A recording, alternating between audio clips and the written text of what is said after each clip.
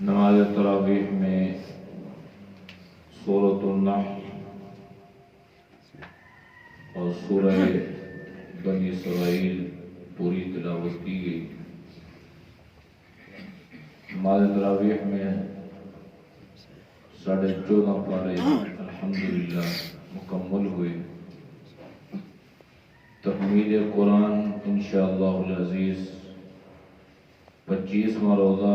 26ویں شب جمعۃ الوداع انشاءاللہ تکمیل قرآن ہوگا۔ سورہ نحل بھی مکی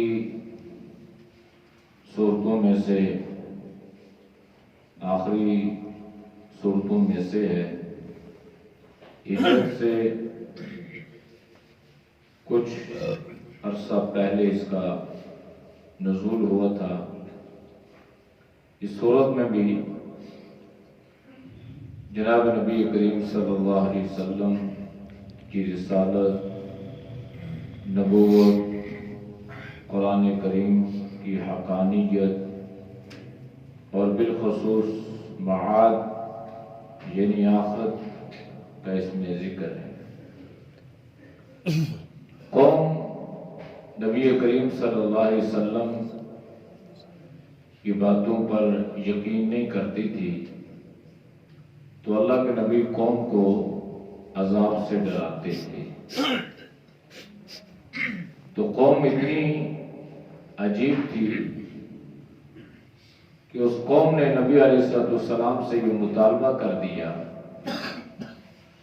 کہ آپ ہمیں اللہ کے عذاب سے ڈراتے ہو، وہ صورت حال یہ ہے کہ ہم تو اللہ کی بات ماننے کے لیے تیار نہیں ہیں، لہذا ہمارے اوپر اللہ کا عذاب آ جانا چاہیے۔ قرآن کریم کی صورت میں اللہ نے فرمایا کہ اتی امر اللہ فلا تستعجلوہ، اللہ کو حکم آ رہا ہے تم اس میں جلد بازی مت کرو، یعنی عذاب کے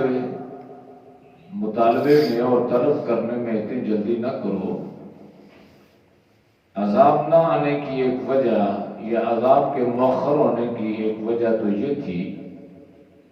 جس کو اللہ نے سورہ برات میں بیان کر دیا تھا کہ آپ چونکہ ان میں موجود ہیں، جب تک آپ ان میں موجود رہیں گے تو اللہ آپ کو اس طرح کے عذاب سے بچائے گا۔ لیکن بہرحال عذاب کی مختلف صورتیں ہوتی ہیں۔ اللہ کبھی کسی قوم کو سدھارنے کے لیے اسے جھنجھوڑتا رہتا ہے، تو قوم سمجھدار ہو تو وہ اس سے سمجھ آتی ہے اور عبرت حاصل کرتی ہے، اور جس برائی یا گناہ میں مبتلا ہوتی ہے اس کو چھوڑ دیتی ہے اور اللہ سے عافیت طلب کرتی ہے، اور اگر رجوع اللہ نہ کرے تو وہ قوم تباہ و برباد ہو جاتی ہے۔ اس لیے اللہ پاک نے صورت میں ایک نظام بیان کیے ہیں جو اسلام کے مختلف نظام ہیں، جس میں اقتصادی معاشی نظام بھی ہے، اور اس میں بالخصوص اسلام کا نظام حکومت بھی ہے کہ کسی نظام حکومت کو چلانے کے لیے جو اسلام کے اصولوں کے مطابق ہو، تو اس میں پہلی چیز قرآن کریم نے عدل کو بیان کیا ہے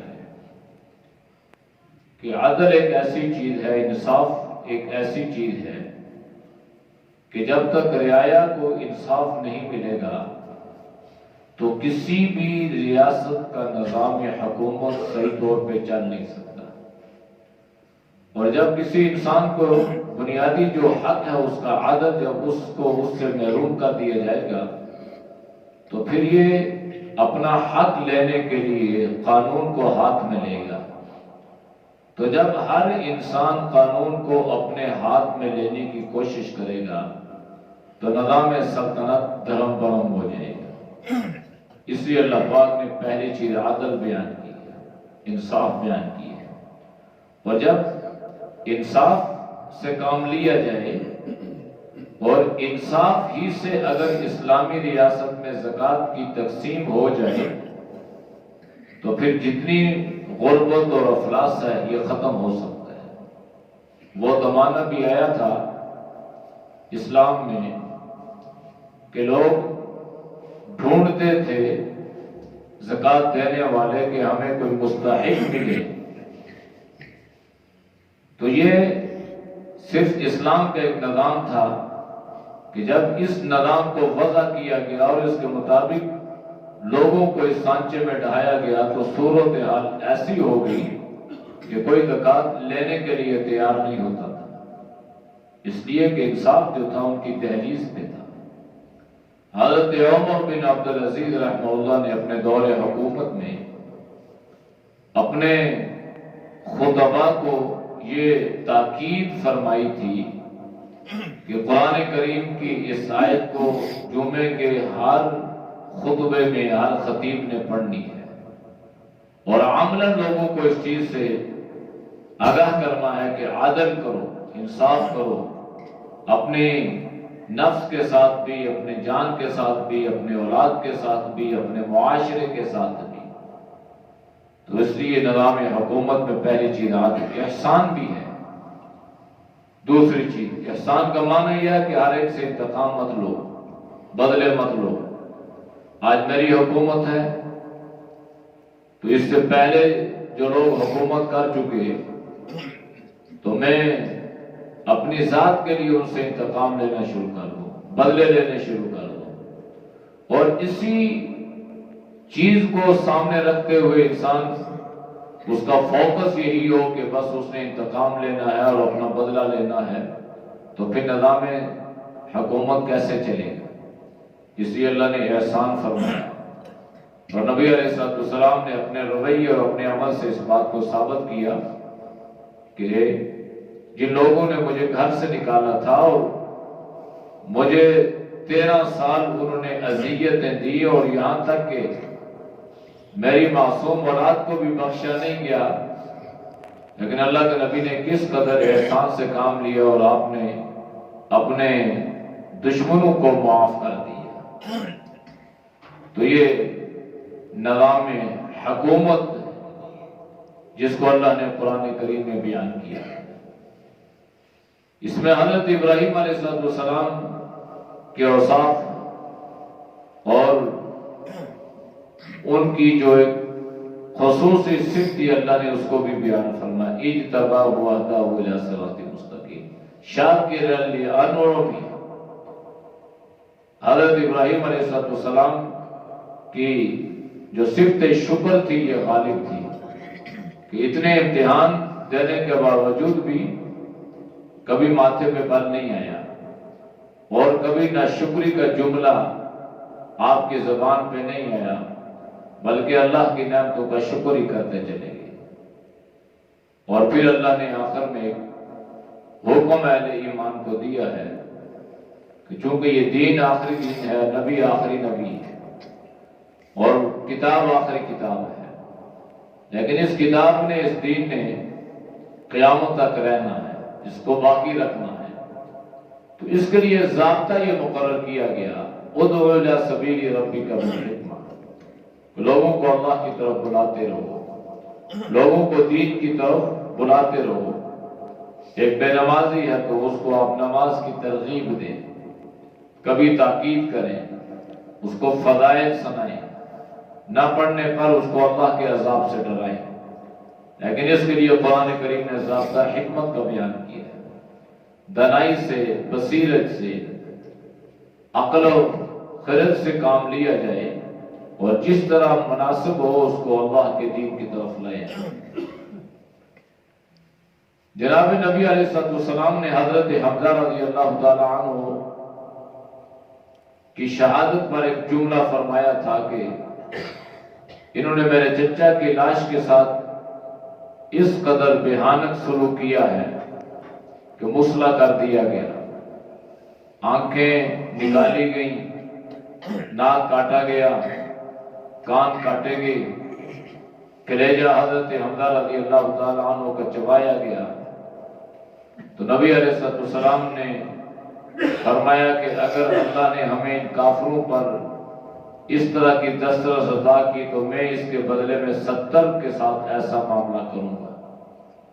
تو اللہ نے فرمایا نہیں، آپ نے یوں نہیں کرنا، بلکہ اگر اللہ نے آپ کو ان پر قدرت طاقت دے دی تو اس کے بدلے میں ایک ہی، ہاں اس سے بہتر چیز یہ ہے کہ اگر آپ معاف کر دیں تو یہ معاف کرنا زیادہ بہتر ہے، یا اگر آپ صبر کر لیں تو یہ صبر کرنا، اس پہ اللہ زیادہ راضی ہوتا ہو، زیادہ اللہ پاک اس پہ اجر عطا فرماتا ہے۔ اللہ نیکی کرنے والوں کے ساتھ ہے۔ یہ سورت کا آخری حصہ ہے۔ سورت بنی اسرائیل جو ہے، اس میں کچھ بنی اسرائیل کا ذکر ہے، اور بنی اسرائیل کا ذکر بطور عبرت کے لیے اور بطور تنبیہ کے لیے۔ اس میں شروع میں ہی اللہ نے جناب نبی کریم صلی اللہ علیہ وسلم کے ایک واقعہ، جس کو واقعہ معراج جو معجزہ ہے عظیم الشان، اس کا ذکر کیا گیا۔ سبحان الذی اسری بعبدہ لیلا من المسجد الحرام الی المسجد الاقصی۔ تو یہ زمینی سفر اللہ نے بیان فرمایا ہے، اور یہ جو معراج ہے یہ جناب نبی کریم صلی اللہ علیہ وسلم کو حالت بیداری میں روح اور جسم کے ساتھ ہوئی۔ یہ 3 چیزیں ہیں، حالت بیداری یعنی خواب نہیں تھا یہ، اور روح اور جسم سے مراد یہ ہے کہ بعض لوگ یہ کہتے ہیں کہ آپ کی روح کے جسم نہیں تھا، تو یاد رکھیں روح جو ہے یہ جسم سے جب نکلتی ہے تو پھر واپس نہیں آتی۔ تو اس لیے نبی علیہ السلام کا یہ معجزہ حالت بیداری میں روح اور جسم کے ساتھ تھا، اسی لیے تو اس کو معجزہ کہا گیا۔ اگر خواب میں ہوتا تو یہ معجزہ نہ ہوتا، اگر روح جاتی جسم نہ جاتا تب بھی معجزہ نہیں تھا۔ حالت بیداری میں جسم کے ساتھ ہوا تو اس کو کہتے ہیں معجزہ، کہ ایسا کرنے سے ساری کائنات عاجز تھی، اللہ پاک نے اپنی قدرت سے جناب نبی کریم صلی اللہ علیہ وسلم کو 7 آسمانوں کی سیر کروائی۔ اس میں اللہ نے عبادت کا حکم دیا، آخرت کا ذکر فرمایا، نامہ اعمال کا ذکر کیا، انسان کی کوششوں کو اللہ نے ذکر فرمایا۔ کل قیامت والے دن کوئی انسان کسی کا بوجھ نہیں اٹھائے گا، ہر انسان اپنے اعمال کا خود حساب دے گا، اس کا ذکر کیا۔ اور پھر اللہ نے فرمایا کہ اپنے والدین کے ساتھ احسان کرو۔ وَقَضَىٰ رَبُّكَ أَلَّا تَعْبُدُوا إِلَّا إِيَّاهُ وَبِالْوَالِدَيْنِ إِحْسَانًا۔ آپ کے رب کا یہ فیصلہ ہے کہ اللہ کے علاوہ کسی اور کی عبادت نہ کرو، اللہ کی عبادت کرو، اور ماں باپ کے ساتھ احسان کرو۔ تمام حقوق میں سب سے مقدم حق ماں باپ کا ہے۔ ماں باپ اگر زندہ ہوں تو خدمت کی جائے، اور اگر ماں باپ دونوں یا دونوں میں سے کوئی ایک دنیا سے رخصت ہو چکا ہو تو پھر اس کے لیے شریعت کے مطابق ایصال ثواب کیے جائے۔ لفظ شریعت کا اضافہ اس لیے کیا کہ ہمارے معاشرے میں بہت ساری چیزیں ایسی ہیں جو رسمت کی جاتی ہیں، جو صرف معاشرتی رسم ہے، شریعت کے ساتھ، دین کے ساتھ اس کا کوئی تعلق نہیں ہے۔ تو ایصال ثواب شریعت میں بہت آسان ہے، مشکل نہیں ہے۔ سب سے پہلے تو انسان دعاؤں کا اہتمام کرے، یہ امیر غریب بھی کر سکتا ہے۔ نماز پڑھتے ہیں رب اجعلنی مقیم الصلاۃ ومن ذریتی ربنا وتقبل دعا ربنا اغفر لی ولوالدی، اللہ مجھے بھی معاف فرما، میرے والدین کو بھی معاف فرما۔ نماز میں بھی ہے، غیر نماز میں بھی اس کا اہتمام کریں۔ اور کبھی اللہ موقع دے تو 2 رکعت نماز نفل پڑھ کے آپ اپنے ماں باپ کے لیے ایصال ثواب کریں، قرآن کی تلاوت کریں، اختتام پہ اپنے ماں باپ کے لیے دعا کر دیں۔ اور اگر اللہ توفیق دے تو جب آپ صدقہ خیرات کریں تو اس میں آپ نیت کر لیں کہ اللہ پاک اس کا اجر میرے ماں باپ کو بھی دے، تو اللہ پاک اس کا اجر آپ کو بھی عطا کرے گا، آپ کے والدین کو بھی عطا کرے گا، اس لیے کہ اللہ کے خزانے بہت وسیع ہیں، اللہ کی رحمت لامحدود ہے۔ آپ جس کی بھی نیت کریں گے اللہ پاک اس کا اجر ثواب ان کو عطا فرمائے گا۔ اس لیے ہمیشہ سے یہ اصول اپنایا جائے کہ جب بھی اچھا عمل کریں، نیک عمل کریں، مثال کے طور پہ کسی کو کھانا کھلا دیا، کوئی راستہ بنا دیا، اور کسی غریب کی مدد کر دی، کسی کو کپڑے دے دیے، تحفہ دے دیا، ہدیہ دے دیا، یا کسی کو صدقہ خیرات وغیرہ، تو اس میں آپ یہ نیت کر لیا کریں کہ اللہ اس کا اجر، اس کا ثواب ہمارے والدین کو بھی عطا کرے۔ تو اللہ کے نبی نے خود حدیث میں ارشاد فرمایا کہ اللہ اس کا اجر دینے والے کو بھی عطا کرتا ہے، اور جس کی نیت کرتا ہے اللہ اس کے اجر میں کوئی کمی نہیں فرماتا، اللہ اسے بھی پورا اجر عطا فرماتا ہے۔ تو اس لیے وہ بالوالدین احسان کا اللہ نے ذکر فرمایا۔ پھر چونکہ انسانی ایک مزاج ہے، طبیعت ہے، عمر کے ساتھ انسان کی مزاج میں تبدیلیاں آ جاتی ہیں۔ جب عمر بڑھتی ہے تو پھر مزاج میں تبدیلی واقع ہوتی ہے، اور پھر ایک سے ایسا بھی آتا ہے کہ بالکل چڑچڑا پن، اور انسان کی جو طبیعت بن جاتی ہے، جو عادت بن جاتی ہے، مزاج وہ بالکل بچوں کی طرح ہو جاتا ہے۔ قرآن کریم نے اس کو ذکر بھی کیا ہے۔ تو جب والدین اس سٹیج، اس موڑ تک پہنچ جائیں تو قرآن نے ذکر کیا ہے کہ اگر وہ آپ کو کسی بات پہ جھڑک دیتے ہیں، ڈانٹ دیتے ہیں، تو پھر آپ کو آگے سے جواب دینے کی اجازت نہیں ہے۔ جواب تو درکنار ہے۔ قرآن نے یہ کہا اف، یہ سب سے عربی میں سب سے کم درجے کا یہ کلمہ ہے، یعنی علماء نے لکھا ہے کہ اگر اس سے بھی کوئی کم درجے کا کلمہ ہوتا تو اللہ اسے بھی ذکر فرماتے، پھر اوف بھی نہیں کرنا، یعنی ہائے یا ڈانٹنا یا ترش روی اختیار کرنا۔ ہاں اگر کوئی ایسی بات ہے تو بڑے اخلاق کے ساتھ اور محبت کے ساتھ ان کو اس کا جواب دیا جائے اور اس بات کو سمجھایا جائے۔ وَلَا تَنْهَرْهُمَا وَقُلْ لَهُمَا قَوْلًا كَرِيمًا، یعنی ڈانٹنا بھی نہیں ہے، جھڑکنا بھی نہیں ہے، سخت قسم کے الفاظ نہیں کہنے، بلکہ قولاً کریما، ان کے ساتھ اچھے طریقے سے، کریم باعزت الفاظ، جو کسی کی عزت نفس کو مجروح نہ کرے، اور اپنے آپ کو اپنے ماں باپ کے سامنے بچھا دینا ہے۔ قرآن کہہ رہا ہے وَاخْفِضْ لَهُمَا جناح الذل من الرحمہ وَقُلْ رَبِّ ارْحَمْهُمَا كَمَا رَبَّيَانِي صَغِيرًا، یہ دعا سکھلائی ہے کہ اللہ کی بارگاہ میں یہ دعا کیا کرے، رَبِّ ارْحَمْهُمَا كَمَا رَبَّيَانِي صَغِيرًا، اللہ ان پہ رحم فرما جس طرح انہوں نے بچپن میں ہماری تربیت کی اور ہمارے اوپر رحم کیا۔ تو والدین کا بڑا حق ہے، یہ حق کبھی ختم نہیں ہوتا۔